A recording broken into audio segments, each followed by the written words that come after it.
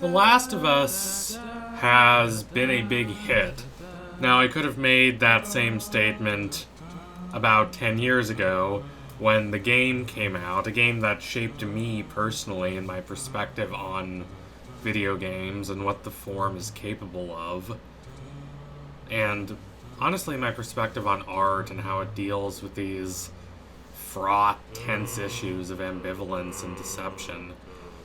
That powerful, poignant game has been adapted to a hit HBO show. If you haven't watched it, you should, but if you've clicked on this, you probably have watched it. It's good. It is very, very good. If it has not been quite as praised as the game, it's because it is so similar to the game. It is not a threshold. It is not a watershed moment for TV shows in the same way that the original Last of Us game was a watershed moment for video games. But it's excellent. It's excellent in the same way that a lot of what works in the game is excellent. That's not to say that the show is an exact copy of the game. It is not. It adds in a lot of little subtle details and layers, and it fleshes out some characters and reinterprets some characters as is appropriate for a show that runs across a lot of episodes. Now, the game is also quite long, not long for a video game, but long compared to, say, what would fit in a movie, but a lot of the game is action. It's these objectives that need to be completed. The show could have chosen to try to portray all of that action, but I think it wisely chooses not to. I don't think anyone, even the most ardent fan of The Last of Us, would say that the gameplay is the greatest strength of that work. And translated into TV, it would be too similar to a lot of zombie shows that focus on violence and bloodshed and harrowing, gruesome events. Now, there's nothing wrong with that necessarily. It does tend to wear out sort of quickly if you don't really have other ideas to back it up with. And even something like The Walking Dead, which does at least try for a more sociological framework, ultimately falls into mere repetition by the second half of its run and stops being good. The Last of Us knows what the strength of the source material is, and it follows that strength dutifully and thoughtfully. It knows that the strength is the dialogue, the strength is the characterization, the strength is the relationship between Joel and Ellie first and foremost. Everything else is secondary, including all the big zombie scenes that in a lesser adaptation of this work would have been made so preeminent.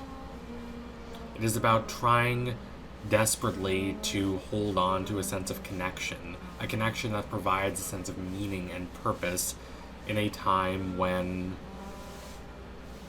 meaning is so transient and so fractured and fragmented. Those connections, always important, even in a relatively normal world like ours, become crucial and emphatically needed in a time characterized by such bleak suffering and death and depravity. So, the question at the heart of The Last of Us, the game, and though the show hasn't gotten all the way to this point yet, what will presumably be the main question there as well is, what are you willing to do to defend this sense of connection? How far are you willing to take that sense of, if you're Joel needing to protect Ellie, it becomes for Joel far more than a mere practical transactional responsibility. It becomes a not quite replacement for the daughter he lost, but something of that extent. It's not a perfect fit, but it is perhaps a perfect fit for this world. It is not as simple as, oh, Ellie is Joel's surrogate daughter and that's why he cares for her. It is that, but it's more complicated. It digs into how these are two people who are desperately alone, who have lost people they deeply care about, and are trying, even if they can't quite say so, to form a sense of connection, a sense of real relationality, a sense of having someone to rely upon, even as they act like they don't need anyone like that. And Joel relies on Ellie as much as the other way around. Sometimes this is overt, such as in the winter section in the game, but sometimes it is more subtle, it is more emotional and psychological. Ellie gives Joel a reason to keep wanting to live in a world that is so bereft of such reasons to live. These are all themes that are not new to The Last of Us the game. They're not new to zombie apocalypse fiction or apocalypse fiction in general. In times when all images, all narratives, all ideas of what we want for ourselves and what we are planning, all our ambitions and values, when all of that starts to collapse, all that we have are these desperate attempts to try to connect in a world defined by desolation, by alienation.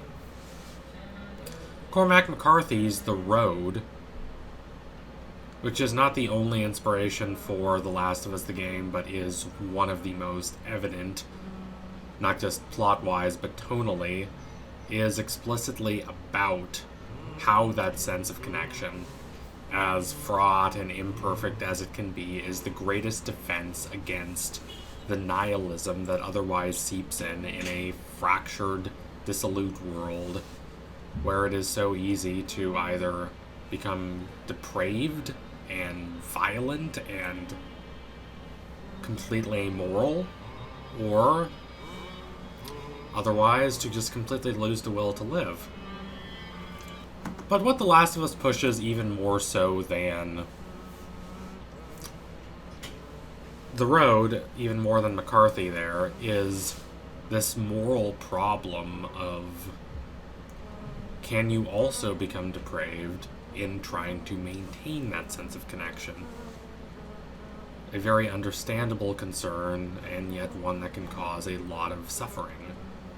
Joel, of course, does horrible things in order to save Ellie, and these horrible things, while they save Ellie's life, draw a significant chasm between the two of them and lead to all that happens in The Last of Us Part 2. The show does a very good job at conveying the intensity and the depth of the Joel and Ellie connection. Now, you could just say that, oh yeah, choose good actors and that's all you need to do. Just follow the game, follow the script. And, I mean, sort of. The Last of Us in a full TV form where you have enough time to flesh out characters and motivations and tensions is somewhat hard to mess up, but it certainly could be messed up.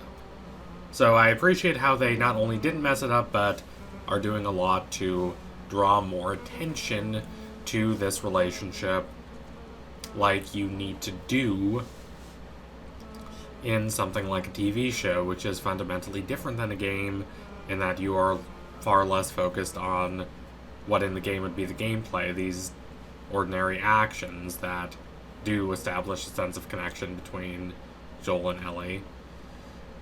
In a TV show, a lot of that has to be conveyed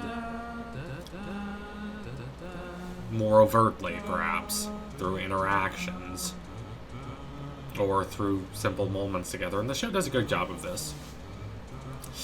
Although we have to think about whether the show is perhaps a little too similar. I am on the side that adaptation should be adaptation. It should not be simple try to copy the source material as closely as you can. The adapter is a fundamentally creative and proactive force, not merely a mechanical, robotic one. As Gustav Mahler famously said, tradition is not the worship of ashes, but the preservation of fire. Preserving what works about the original is not simply about copying it, worshipping it, revering it to an almost disorienting extent, but being willing to, while having a deep affection and love for the source material, to really look proactively and creatively at how this could work in a larger context.